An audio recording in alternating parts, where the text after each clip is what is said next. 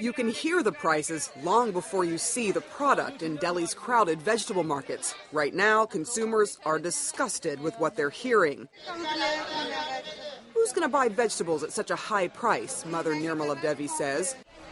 Food inflation has risen above 14% in India, a hardship for the middle class, but a crushing blow for the hundreds of millions of Indians living hand to mouth. How are we going to live? Our daily income remains the same, Kira says, as she battles the cold temperatures with whatever she can find around her.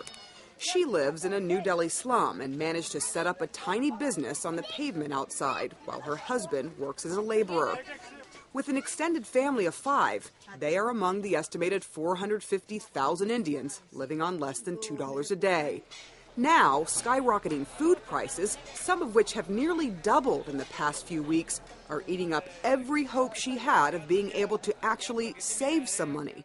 For Kira here and thousands of other Indians, it was the price of onions that sent tempers flaring because the prices got so high. She's decided to stop cooking with onions, which is unheard of because nearly all Indian dishes use onions for flavor.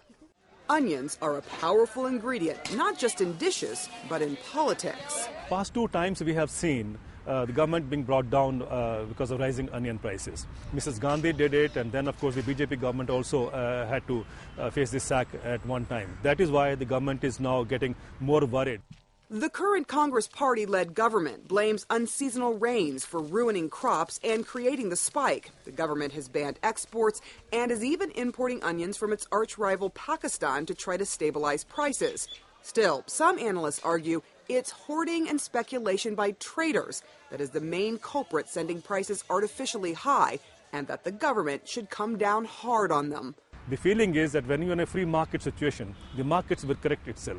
Now, this actually does not happen. The government must regulate the markets, and they are deliberately trying not to do it because it will give a wrong message or a strong message which goes against the market mantra.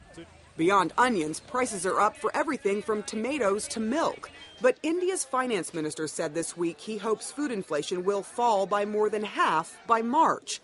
Kira and her neighbors are skeptical, but hope is their only option. As India's poor struggle to keep their families fed, the drop in food prices can't come soon enough.